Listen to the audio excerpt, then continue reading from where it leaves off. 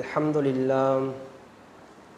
لله نحمده ونستعينه ونستغفره ونؤمن به ونتوكل عليه ونعوذ بالله من شرور أنفسنا ومن سيئات أعمالنا من يهده الله فلا مضل له ومن يضلله فلا هادي له أشهد أن لا إله إلا الله وحده لا شريك له وأشهد أن سيدنا ومولانا محمدا عبده ورسوله صلى الله على سيدنا محمد وعلى آله وصحبه وسلم تسليما كثيرا أما بعد فقد قال الله تبارك وتعالى في القرآن الكريم بعد أعوذ بالله من الشيطان الرجيم بسم الله الرحمن الرحيم إن الذين قالوا ربنا الله ثم استقاموا تتنزل عليهم الملائكة ألا تخافوا ولا تحزنوا وأبشروا بالجنة التي كنتم توعدون صدق الله العلي العظيم وقال نبينا مصطفى محمد أكرم صلى الله عليه وسلم من خاف أدلج ومن أدلج بلغ المنزل على إن سلغة الله الغالية على إن سلغة الله الجنة صدق رسول كريم صلى الله عليه وسلم அளவற்ற அருளாளனும் நிகரற்ற அன்புடையனுமாகிய ரப்புல் இஸ்ஸத் அல்லாஹ் ஜல்ல ஜலாலுஹு வஅம்மனுஹு வாலுஹு அவனுக்கே புகழ் அனைத்தும் அல்ஹம்துலில்லாஹ். இந்த உலகத்துக்கு அனுப்பப்பட்ட ஒவ்வொரு மனிதர்களுடைய உள்ளங்களையும் நலவின்பால் அழைக்கக்கூடிய உள்ளமாகவும் நற்கருமங்கள் செய்வதற்கு ஆசையை தூண்டக்கூடிய உள்ளமாகவும் மாற்றுவதற்காக வேண்டி இந்த உலகத்துக்கு அனுப்பப்பட்ட நபிமார்கள், ரசூல்மார்கள், தீர்க்கதரசுகள் அத்துணை பேர்களுக்கும் தலைவராகவும் இறுதி தூதராகவும் இந்த உலகில் உதித்த எம் பெருமானார் முஹம்மதே முஸ்தபா அஹ்மதே முஜ்தபா அக்ரீம் ஸல்லல்லாஹு அலைஹி வஸல்லம் அவர்கள் மீதும் அவர்களுடைய சொல் செயல் அங்கீகாரம் அனைத்தையும் அணுவளவும் தவறாமல் வாழ்க்கையில் எடுத்து செய்து வந்த உத்தம சஹாபாக்கள், தாபிஈன்கள், தபஉ தாபிஈன்கள், நல்லவர்கள், வல்லவர்கள், முத்தகீன்கள், சுஹதாக்கள், நல்லடியார்கள் அனைவர்கள் மீதும் என்றென்றும் சாந்தியும் சமாதானம் உண்டாகட்டுமாக. நாட்களிலே மிக சிறந்த நாளில் அல்லாஹுக்கு மிக விருப்பமான இடத்தில் இஅ்திகாஃபுடைய நியத்துடன் அமர்ந்திருக்கும் அல்லாஹ்வின் நல்லடியார்களே, ரப்புல் இஸ்ஸத் அல்லாஹ் ஜல்ல ஜலாலுஹு வஅம்மனுஹு வாலுஹு வாழ்க்கையில் என்னென்ன கருமங்களை எடுத்து செய்யும்படி கட்டளை பிறப்பித்திருக்கிறானோ, மேலும் ஹஜ்ரத் ரசூலுல்லாஹ் ஸல்லல்லாஹு அலைஹி வஸல்லம் அவர்கள் எமக்கு வழி காட்டியிருக்கிறார்களோ அவ்வாறான வாழ்க்கையை எம்மால் இயலுமான அளவு எடுத்து நடக்கும்படியும், மேலும் என்னென்ன விடயங்களை விட்டு தூரமாக ஹராமாக்கி அல்லாஹும் ஹஜ்ரத் ரசூலுல்லாஹ் ஸல்லல்லாஹு அலைஹி வஸல்லம் அவர்களும் தூரமாக்கி வைத்திருக்கிறார்களோ அவ்வாறான பாவகரமான விடயங்களை விட்டு முற்றுமுழுதாக தவிர்ந்து கொள்ளும்படி அடியானாகி எனக்கும் அப்பால் உங்களுக்கும் தக்குவாவை கொண்டு வசியத்தும் நசீஹத்தும் செய்து கொள்கின்றேன். இத்தகுல்லாஹ். கண்ணியத்துக்கும் மரியாதைக்கும் உரிய அல்லாஹ்வின் நல்லடியார்களே, இன்று நான் அண்டை வீட்டாரை மதிப்போம், அன்பை வளர்ப்போம் என்ற தலைப்பில் சிறிது ஞாபகமூற்றினால் மிக ஏற்றமாக இருக்கும் என்று ஆசைப்படுகின்றேன். அன்பார்ந்த இஸ்லாமிய சகோதரர்களே, ரப்புல் இஸ்ஸத் அல்லாஹ் ஜல்ல ஜலாலுஹு வஅம்மனுஹு வாலுஹு இந்த உலகத்தை படைத்து இந்த உலகத்தில் ஏராளமான படைப்பினங்களை படைத்து அந்த படைப்பினங்களிலும் சிரேஷ்டமான படைப்பாக மனிதர்களை படைத்து இந்த மனிதரை அல்லாஹு தஆலா கண்ணியப்படுத்தி கொண்டிருக்கிறார். கண்ணியமானவர்களே, எந்தளவென்றால் ஒரு மனிதர் இந்த உலகத்தில் வாழ வந்திருக்கிற மனிதர் இவர் வெறுமனையோ மரணத்துக்கு பின்னால் இவருடைய வாழ்க்கை முடியக்கூடியது அல்ல. இவருடைய மௌத்துக்கு பின்னால் இவரை கண்ணியப்படுத்தும் முகமாக அல்லாஹு தஆலா சுவர்க்கத்தை அல்லாஹ் தயார் செய்து வைத்திருக்கிறார். அந்த அடிப்படையில் இந்த உலகத்தில் படைக்கப்பட்ட மனிதர்கள் கண்ணியமானவர்கள் என்பதை அல்லாஹ் இந்த இடத்தில் அல்லாஹ் உறுதிப்படுத்துகிறான். எனவே அன்பார்ந்த இஸ்லாமிய சகோதரர்களே, உலகத்தில் படைக்கப்பட்ட இந்த மனிதர்கள் ஒவ்வொருவரும் ஒவ்வொருவருக்கு தேவை உடையவர்களாகத்தான் அல்லாஹ் இந்த உலகத்தில் படைத்திருக்கிறார். எனவே கண்ணியமானவர்களே, ஒரு மனிதனுடைய அன்றாட வாழ்க்கையில் ஒரு மனிதர் அவருடைய அண்டை வீட்டாருடைய உதவியை எதிர்பார்க்காமல் அவர் வாழ முடியாது. ஒரு மனிதர் அன்றாட வாழ்க்கையில் அவருடைய அண்டை வீட்டாருடைய உதவியை எதிர்பார்க்காமல் வாழ முடியாது. ஒரு மனிதர் அவர் இருக்கக்கூடிய அவருடைய சூழலில் உள்ள முன்பின் அல்லது வலம் இடம் இந்த திசைகளில் உள்ள அவருடைய அண்டை வீட்டார்கள் மூலம் ஏதாவது ஒரு வழியில் ஏதாவது ஒரு உதவியை அவர் பெறக்கூடியவர்களாகத்தான் இருப்பார். எனவேதான் அண்டை வீட்டார்களை நாங்கள் கண்ணியப்படுத்த வேண்டிய கடமைப்பாடு இருக்கிறது. கண்ணியப்படுத்துவதென்றால் நாம் நினைக்கிறோம் ஒருவரை பற்றி நாம் எல்லா இடமும் போய் பேசணும் என்று அல்ல. அவரை பற்றி நாம் தீங்கான விடயங்களை பேசாமல் இருந்தாலே போதும், அவரை பற்றி புறம் பேசாமல் இருந்தாலும் போதும். நம்முடைய சமூகத்தில் நாம் ஆங்காங்கே கேள்விப்படக்கூடிய சில செய்திகள் நம்முடைய காதுகளை எத்தி கொண்டிருக்கிறது. ஒரு மனிதரை, அதாவது திருமணத்திற்காக வேண்டி பொன் பேச போவார்கள் அல்லது மணமகனாக பேசுவதற்காக வேண்டி சிலர்கள் போவார்கள். ஆனால் அவருடைய அருகாமையில் உள்ள வீடுகளில் இருக்கக்கூடியவர்கள் இவருடைய கோபத்தின் மூலமாக, இவருடைய பொறாமையின் மூலமாக அவரை பற்றி அவளை பற்றி இவர் கூடாத வார்த்தைகளையும் கீபத்துகளையும் புறம் பேசக்கூடியவர்களாக இந்த சமூகம் அமைந்திருக்கிறது. எனவே அன்பார்ந்தவர்களே, எம்முடைய அண்டை வீட்டார்கள் எம்முடைய சகோதரர்களாக நினைக்க வேண்டும். ரசூலுல்லாஹ் ஸல்லல்லாஹு அலைஹி வஸல்லம் அவர்கள் கூறினார்கள், அல் முஸ்லிமு அஹுல் முஸ்லிம், ஒரு முஸ்லிம் இன்னொரு முஸ்லிமுக்கு சகோதரன் என்பதாக கூறினார்கள். எம்முடைய தாயுடைய வயிற்றில் பிறக்காவிட்டாலும் அவர் எமக்கு சகோதரர். அவரை பற்றி நாம் குறைகளை மறைக்க வேண்டுமே ஒழிய ஒரு குறையை 10 குறைகளாக பேசக்கூடாது. சிறிய தவறை பெரும் தவறாக பேசக்கூடாது. அந்த குறைகளை தவறுகளை மறைப்பதுதான் எம்முடைய சமூகத்துக்கு ரசூலுல்லாஹ் காட்டி தந்த முறையாக இருக்கிறது. அன்பார்ந்த இஸ்லாமிய சகோதரர்களே, எனவே நாங்கள் எங்களுடைய அண்டை வீட்டார்களோட நாங்கள் எப்படி முஹப்பத் ஹாலாக, எப்படி இரக்கமாக நாங்கள் எப்படி அவங்களோட பழகிறோமோ அதுதான் அவங்களுடைய வாயிலிருந்து அவங்களுடைய செயற்பாடுகள்லேருந்து வெளிப்படும். எனவே அன்பார்ந்த இஸ்லாமிய சகோதரர்களே, நாங்கள் அண்டை வீட்டார்களை புறம் பேசிக்கொண்டும் அவர்களுடைய குறைகளை மற்றவர்களிடத்தில் சொல்லி கொண்டும் இருந்தோம் என்றால் எமக்கும் அதே போல ஒரு நிலைமை வரக்கூடிய நேரத்தில் அண்டை வீட்டார்கள் எமக்கு எதிராக இருப்பார்கள்.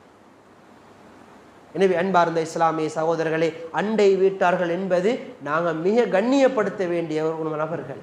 அது ரசூலுல்லாஹ் ஸல்லல்லாஹு அலைஹி வஸல்லம் அவர்கள் இந்த அண்டை வீட்டார் எந்த அளவு கண்ணியமானவர்கள் என்பதை ரசூலுல்லாஹ் விளங்கப்படுத்துகிறார்.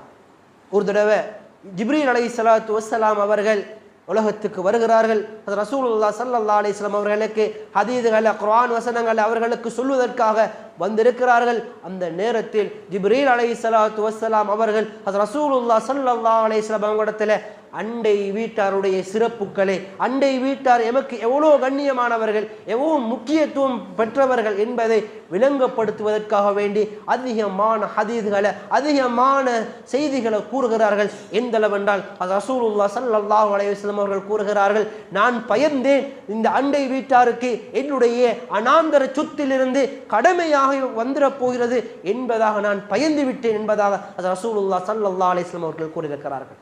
அன்பார்ந்தவர்களே, அனாந்தர சொத்து யாருக்கு சொந்தம்? தன்னுடைய பிறப்புகள்ல தன்னுடைய வம்சத்தில் வந்தவர்களுக்குத்தான் சொந்தம். ஆனால் அது ரசூலுல்லாஹ் பயந்தார்கள், அண்டை வீட்டாருக்கு இந்த சொத்துக்கள் போயிடும் அந்த அளவு கண்ணியமாக ரசூலுல்லாஹ் ஸல்லல்லாஹு அலைஹி வஸல்லம் இடத்துல அண்டை வீட்டார்களை கண்ணியப்படுத்தி பேசுகிறார்கள். கண்ணியமானவர்களே, எனவே நாங்கள் நினைக்கணும் அண்டை வீட்டார்கள் எவ்வளோ முக்கியமானவர்கள். ரசூலுல்லாஹ் மாத்திரம் சொல்லல, குர்ஆன்ல அல்லாஹ் பேசுகிறான், வஅபுதுல்லாஹ வலா துஷ்ரிகி பிஹி ஷைஆ. அல்லாஹ் குர்ஆன்ல சொல்றான், அல்லாஹ்வை நீங்க இபாதத் செய்யுங்க, யாரையும் கொண்டு நீங்க அவருக்கு இணை வைத்திடாதீங்கன்னு சொல்லிட்டு வபில் வாலிதைனி இஹ்சானோ வபில் குர்பா வல் யதாமா வல் மசாகீன், அதற்கு பின்னால அல்லாஹ் சொல்றான் வஜானிபில் குர்பா வஜுனுபில் குர்பா, அதாவது உங்களுடைய அண்டை வீட்டார்கள் அதே போல நெருக்கமான உறவுகள் இவங்களுக்கு நீங்க உபகாரம் செய்யுங்கன்னு சொல்றான். முன்னால வபில் வாலிதைனி இஹ்சானா, பெற்றோர்களுக்கு உபகாரம் செய்யுங்க, உங்களுடைய உறவினர்களுக்கு உபகாரம் செய்யுங்க, ஏழைகளுக்கு உபகாரம் செய்யுங்க என்று சொல்லிட்டு அண்டை வீட்டார்களுக்கும் உபகாரம் செய்யுங்க. உங்களுக்கு நெருக்கமாக இருக்கக்கூடியவர்களுக்கு நீங்க உபகாரம் செய்யுங்க என்று அல்லாஹ்வுடைய இபாதத்தோடு சேர்த்து இதை கூறுகிறார். கண்ணியமானவர்களே, அப்ப அல்லாஹ் அண்டை வீட்டார் எவ்வளவு முக்கியமானவர்கள் என்பதை இந்த குர்ஆனுடைய வசனம் எங்களுக்கு வெளிப்படுத்துகிறது. எனவே அண்டை வீட்டார்களோட கண்ணியமான முறையில், அவங்களோட பாசமாக, அவங்களோட அன்பாக எங்களால் ஏழுமான உதவிகளை நாங்கள் செய்ய கடமைப்பட்டிருக்கிறோம். எந்தளவென்றால் இமாம் அவுசாஇ ரஹ்மத்துல்லாஹி அலைஹி அவர்கள் பெரும் ஒரு இமாம். அவர் தஃப்சீர்களில் பெரும் பெரும் ஹதீஸ்களை அவர்களுக்கு விளக்கம் கொடுக்கக்கூடிய பெரும் ஒரு இமாம் அவுசாஇ ரஹ்மத்துல்லாஹி அலைஹி அவர்கள். அவருடைய காலப்பகுதியில் அவருடைய தோழர் ஒருத்தர் அவரோட கொஞ்ச நேரம் பேசுவதற்காக வந்திருக்கிறார். அந்த நேரத்தில் அவுசாஇ ரஹ்மத்துல்லாஹி அலைஹி அவர்கள் அந்த தோழரை பார்த்து கூறுகிறார், என் அருமை தோழரே, எனக்கு ஒரு வாடகைக்கு வீடு தேவை என்பதாக கூறுகிறார். எனக்கு ஒரு வாடகைக்கு வீடு தேவை என்பதாக கூறுகிறார். கூறிவிட்டு சில நிபந்தனைகளையும் கூறுகிறார். அதில் அவர் கூறிய நிபந்தனைகள் மிக முக்கியமான நிபந்தனைகள் ஒன்றுதான். அவர் கூறுகிறார், எனக்கு வீட்டில் பெரும் வசதியான வீடு தேவையில்ல, ஆடம்பரமான வீடு தேவையில்ல, ஆனால் என்னுடைய வீடு அமைந்திருக்கக்கூடிய இடம் நல்ல சூழலாக இருக்கணும். மற்ற அண்டை வீட்டார்கள் மூலம் எனக்கு எந்த கெடுதலும் வரக்கூடாது, எனக்கு எந்த தொந்தரவுகளும் வரக்கூடாது, என்னை பற்றி கீபத் பேசக்கூடாது, என்னுடன் சண்டைகள் பிடிக்கக்கூடாது என்பதாக சில நிபந்தனைகளை அவங்களுடைய தோழர்களிடத்தில் கூறுகிறார்.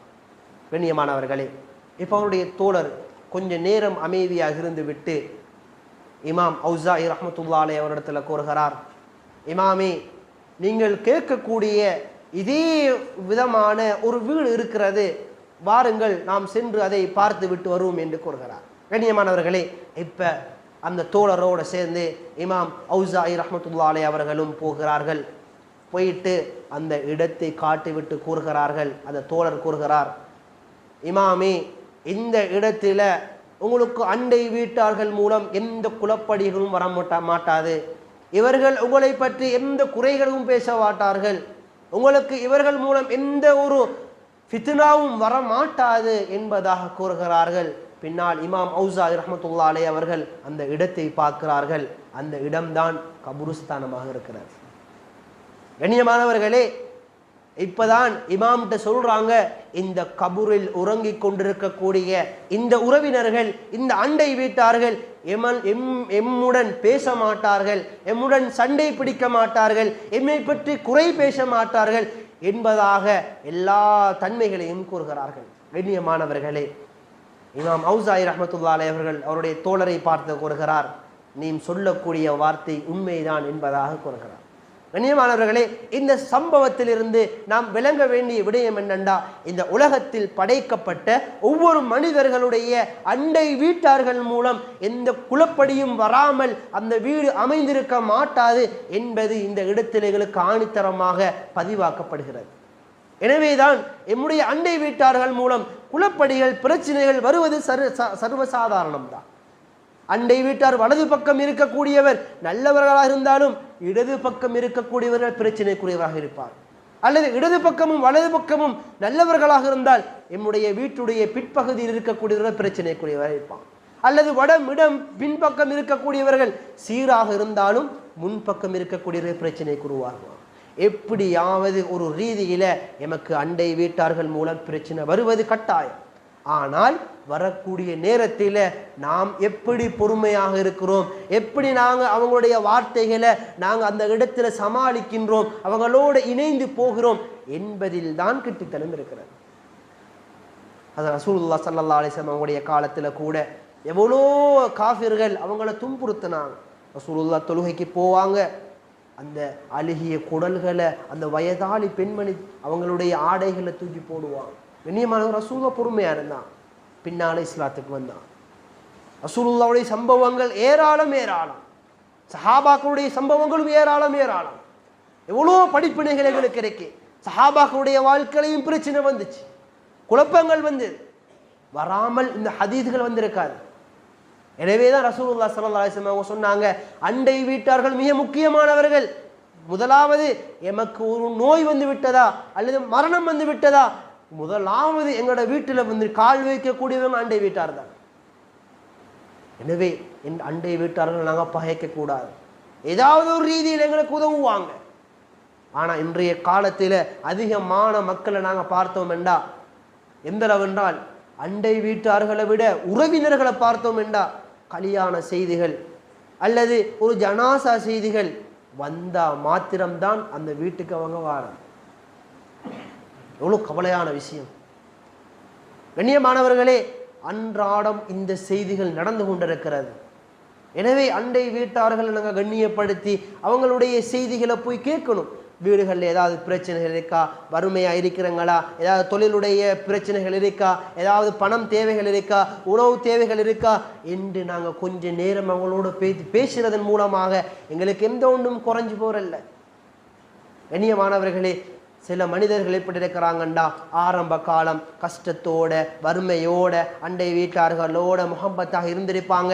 ஆனால் கொஞ்சம் காலத்துக்கு பின்னால கொஞ்சம் செல்வங்கள் இவங்கள்ட்ட வருது, தொழிலில் பரக்கத் வருது, வளர்ச்சி அடைகிறாரு, கொஞ்சம் சமூகத்தில் முன்னுக்கு வாராரு. இப்போ அவர் என்ன செய்யறண்டா, அவருக்கு வீட்டுக்கு பக்கத்திலேக்கு அருகாமையில் உள்ள அண்டை வீட்டார்களை மதிக்கிறல்ல.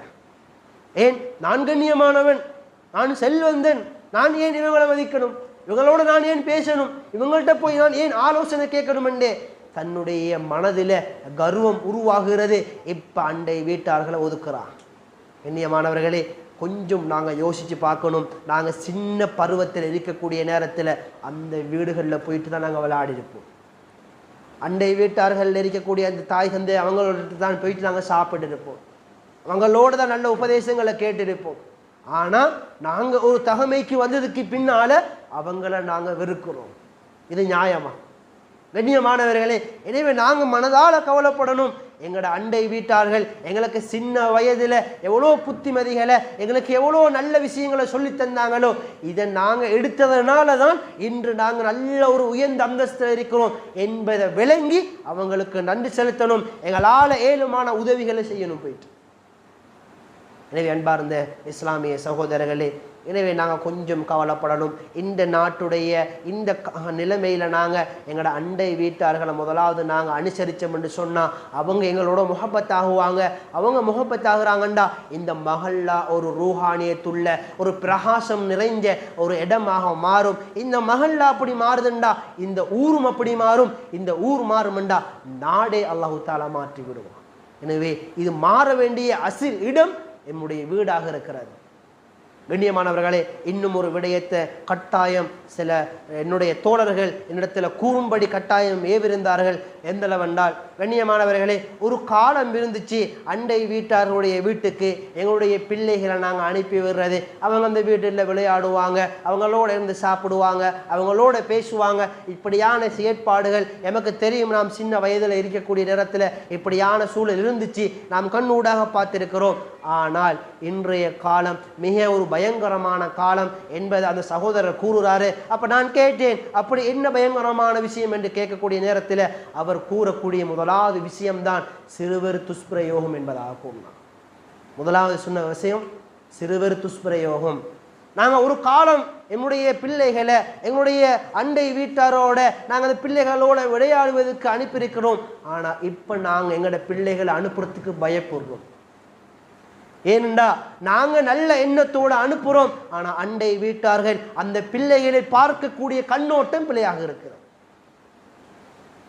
எனவே கண்ணியமாக நான் விளக்கமாக சொல்ல தேவையில்லை, எமக்கு தெரிந்த விஷயம்தான். எமக்கு எல்லாருக்கும் பெரிய அறிவு அல்லாஹ் தந்திருக்கிறான். எனவே நாங்கள் இதை விளங்கிக் கொள்ளணும். எம்முடைய பிள்ளைகள் அண்டை வீட்டாருடைய பிள்ளைகளோட போய் விளையாடுவதற்கு பெற்றோர்கள் பயப்படுகிறார்கள் என்றா நாங்கள் நினைக்கணும் எங்களோட பிள்ளைகளை நாங்கள் எந்த அளவு நாங்கள் வச்சிருக்கிறோம் என்று.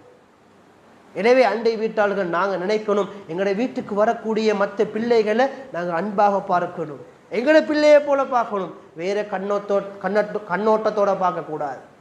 அது பார்க்க வந்தால் தான் துஷ்பிரயோகம் உண்டாகும். அன்பார்ந்தவர்களே, இந்த விஷயத்திலும் கொஞ்சம் நாங்கள் கவனம் செலுத்த வேண்டியிருக்கிறது. அதே போல அந்த அண்டை வீட்டார்களுக்கு நாங்கள் எவ்வளோ நம்பிக்கையாக அந்த பிள்ளைகளை அனுப்புகிறோமோ அந்த அண்டை வீட்டார்கள் நினைக்கணும் இந்த வந்திருக்கக்கூடிய பிள்ளையை அதே போல நாங்கள் பாதுகாப்பாக திரும்ப அனுப்பணும் என்ற எண்ணத்தோடு நாங்கள் அந்த பிள்ளையை பார்க்கணும், அந்த பிள்ளைகளோட பழகணும். அப்படி நாங்கள் பழகணும்டா எங்களோட பிள்ளைகளும் அண்டை வீட்டார்கள் போகக்கூடிய நேரத்தில் எங்களோட பிள்ளைகளும் பேணுதலாக இங்கே வந்து சேரும். அன்பார்ந்த இஸ்லாமிய சகோதரர்களே, எனவே நாங்கள் கொஞ்சம் கவலைப்படணும். இந்த காலம் மிக பயங்கரமான காலம். நாங்கள் நினைக்கிறோம் சின்ன பிள்ளைகள் தானே தவறுகள் செய்ய மாட்டாங்க என்று நாங்கள் நினைக்கக்கூடாது. ஒரு காலம் இருந்துச்சு, ஒரு 15, 18, 20 வயதுக்கு பின்னால தான் இதை பாவம் வேண்டா என்னென்று விளங்கக்கூடிய சமூகம் இருந்துச்சு. ஆனால் இன்றைய காலம் 12, 13 வயது குழந்தைகளுக்கு எல்லாம் விளங்குது. அன்பார்ந்தவர்களே, அவங்கள்ட்ட இந்த பாவத்தை பாவம் என்று சொல்லுங்க பெற்றோர்கள் என்று நாங்கள் சின்ன பிள்ளைகளுக்கு வளர்க்கணும். அதே போல் அண்டை வீட்டார்களை நாங்கள் இவங்களுக்கு சொல்லிக் கொடுக்கணும்.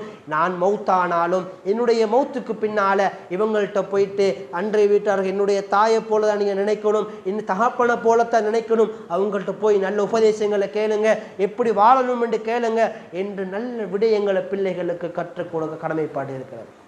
அன்பார்ந்த இஸ்லாமிய சகோதரர்களே, எனவே அண்டை வீட்டார்கள் நமக்கு முக்கியமானவர்கள், அவர்கள் கட்டாயம் தேவைப்படக்கூடியவர்கள். எனவே அவர்களை நாங்கள் மதிக்கணும். அவருடைய வாழ்க்கையில் ஏதாவது கஷ்டங்கள் இருக்கும் ரசூலுல்லாஹ் சொன்னாங்க, தன்னுடைய அண்டை வீட்டார்கள் பசித்திருக்கக்கூடிய நேரத்தில் தான் மாத்திரம் வயிறு நிரம்ப சாப்பிடுவது இஸ்லாத்தில் கூடாது என்பதாக கூற இருக்கிறார்கள். எனவே அண்டை வீட்டார்கள் பக்கத்தில் என்ன சமைச்சிருக்கார் என்பதாக கூட தெரியாது எங்களுக்கு. நாங்கள் அவங்கள சும்மா கேட்குறது அல்லது எங்களோட வீட்டில் நாங்கள் செய்யக்கூடிய சமையலில் கொஞ்சம் அதிகமாக செய்கிறது. ரசூலுல்லாஹ் தெளிவாக சொன்னாங்க, நீங்கள் ஒரு ஆணம் காய்க்கிறீங்களா அந்த ஆணத்தை கொஞ்சம் கூட வச்சு கொள்ளுங்க, ஏன் அண்டை வீட்டார்களுக்கு நீங்கள் கொடுக்கலாம் என்பதாக சொல்கிறாங்க. எனவே தெளிவாக அதை சொல்லியிருக்கிறது. எனவே நாங்கள் எங்களோட வீட்டில் சமைக்கிறதுல கொஞ்சம் அவங்களே கொடுக்கறது. அதே போல் பெருநாளுடைய தினங்கள் நோம்புடைய காலங்கள் வரும். இந்த காலத்தில் ஒரு கஷ்டத்து நிலைமையோடு இருப்பாங்க, போயிட்டு அவங்கள்ட்ட கேட்குறது, எங்களால் ஏழுமான உதவிகளை செய்கிறது. பெருசாக செய்ய தேவையில்லை. எங்களோட பிள்ளைக்கு நாங்கள் ஒரு 5 உடுப்பு வாங்கி கொடுக்குறோமா, பிள்ளைக்கு நாங்கள் ஒரு 2000 ரூபாய் காசு கொடுக்குறோமா, நாங்கள் அவங்களுக்கு ஒரு உடுப்பு ஒரு 500 ரூபாவோ ஒரு 100 ரூபாவோ நாங்கள் கொடுக்குறதால அந்த பிள்ளையுடைய மனம் எவ்வளோ சந்தோஷம் அடையும். பெருசாக கொடுக்க தேவையில்லை, எங்களால் ஏன்னா கொஞ்சத்தை கொடுக்குறது. இப்படி எங்கள் அண்டை வீட்டார்கள் நாங்கள் பாதுகாப்பாக வைக்கணும். இப்படி நாம் இருந்து பார்த்தா நாங்கள் அதனுடைய பிரதிபலனை கண்ணூடாக பார்க்கலாம். ஒரு நோய் சின்ன நோய் வந்தாலும் எங்களோட வீட்டுக்கு உடனே வருவாங்க, கண்ணூடாக பார்க்கலாம். அன்பான இஸ்லாமிய சகோதரர்களே, கடைசியாக ஒரே ஒரு ஹதீதை கூறி நான் அந்த ஹுத்பா முடிச்சுக்கொள்கிறேன். ரசூலுல்லாஹ் ஸல்லல்லாஹு அலைஹி வஸல்லம் அவர்கள் சஹாபாக்கள் இருக்கக்கூடிய நேரத்தில் மிகவும் காரசாரமான முறையில் சொன்னாங்க, வல்லாஹி லா யுமின் வல்லாஹி லா யுமின் வல்லாஹி லா யுமின் என்பதாக கூறினாங்க. என்ன கூறினாங்கண்டா, அல்லாஹ் மீது ஆணையாக இவர் ஈமானுடையவராக மாட்டார், அல்லாஹ் மீது ஆணையாக இவர் முஃமினாக மாட்டார், அல்லாஹ் மீது ஆணையாக இவர் ஈமான்தாரியாக மாட்டார் என்பதாக ரசூலுல்லாஹ் 3 விழுத்தம் சத்தமாக அதாவது கோபத்தோடு ரசூலுல்லாஹ் சொன்னாங்க. சஹாபாக்கள் கேட்டாங்க, யா ரசூலுல்லாஹ் அந்த மனிதர் யார் என்பதாக கேட்டாங்க. அந்த ஈமான் கொள்ள மாட்டார் முஃமினாக மாட்டார் என்று சொல்றீங்களே, அல்லாஹ் மீது சத்தியம் சொல்றீங்களே, அந்த மனிதர் யார் என்பதாக கேட்கிறாங்க. ரசூலுல்லாஹ் சொல்றாங்க, எந்த மனிதர் அண்டை வீட்டாரோட குழப்பத்தை ஏற்படுத்தி கொண்டு அண்டை வீட்டாரோட சண்டைகள் பிடித்து கொண்டு அவரை பற்றி புறம் பேசிக்கொண்டு அவரை பற்றி பொய்யான தகவல்களை வெளிப்படுத்தி கொண்டு சிறிதை பெரிதாக பேசிக்கொண்டு யாரெல்லாம் அண்டை வீட்டார்களோடு பேசாமலும் இருக்கிறார்களோ இவர்கள் முஃமினாக மாட்டார், ஈமான்தாரியாக மாட்டார் என்பதாக ரசூலுல்லாஹ் ஸல்லல்லாஹு அலைஹி வஸல்லம் அவர்கள் கூறியிருக்கிறார்கள். எனவே அன்பார்ந்தவர்களே, அண்டை வீட்டார்களுக்கு நாங்கள் புறம் பேசாமலும் உண்மையான முறையில் பொய் பேசாமல் அவர்களை பற்றி கீபத் பேசாமல் அவர்களை பற்றி ஒன்றை 10ஆக பேசாமல் அவருடைய மானத்தை பாதுகாத்து குறைகளை நாங்கள் பாதுகாப்பதன் மூலமாக நாங்கள் ஒரு ஈமான்தாரியாக மாறலாம். எந்த அளவோட ரசூலுல்லாஹ் சொன்னாங்க, அவரோடு நீங்கள் பேசாமல் இருந்தாலும் நீங்கள் முஃமினாக மாட்டார். எனவே நாங்கள் அண்டை வீட்டார்கள் நமக்கு தேவையானவர்கள், அவர்களோடு பேசணும். எங்களால் ஏழுமான முன்னால் சொல்லப்பட்டது போல எல்லா உதவிகளையும் செய்வோம். அவர்களை பற்றி புறம் பேசக்கூடாது, அவர்களை பற்றி பொய்யான தகவல்களை செய்திகளை வெளிப்படுத்தக்கூடாது. எங்களால் ஏழுமான அளவுக்கு அவங்களுடைய குறைகளை மறைச்சி அவங்களை கண்ணியப்படுத்தி எம்மால் ஏழுமான உதவிகளை செஞ்சு நல்லவர்களுடைய கூட்டத்தில் அல்லாஹு தஆலா எம் அனைவர்களையும் ஆக்கி அருள்வானாக.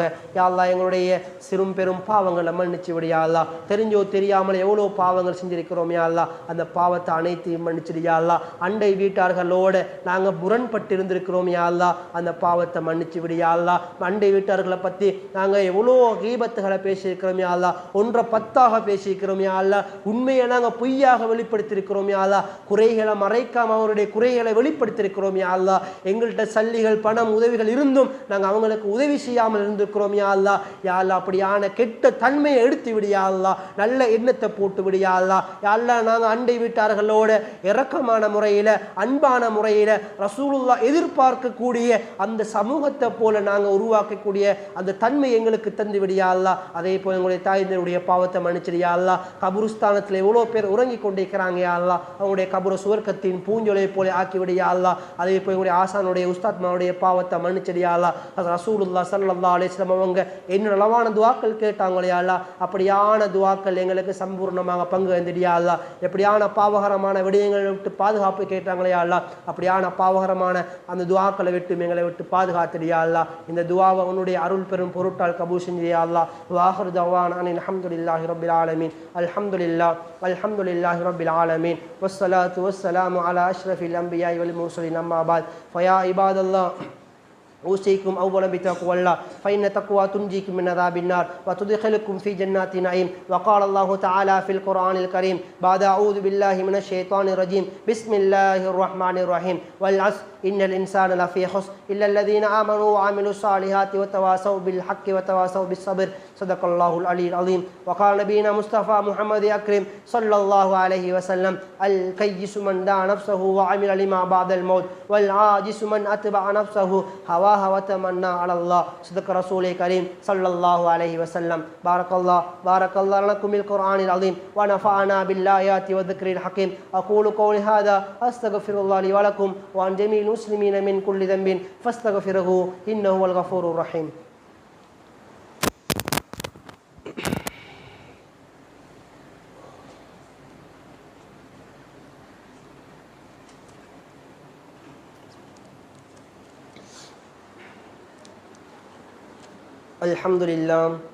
الحمد لله العلي الأكبر لا راد لما قضى ولا دافع لما قدر.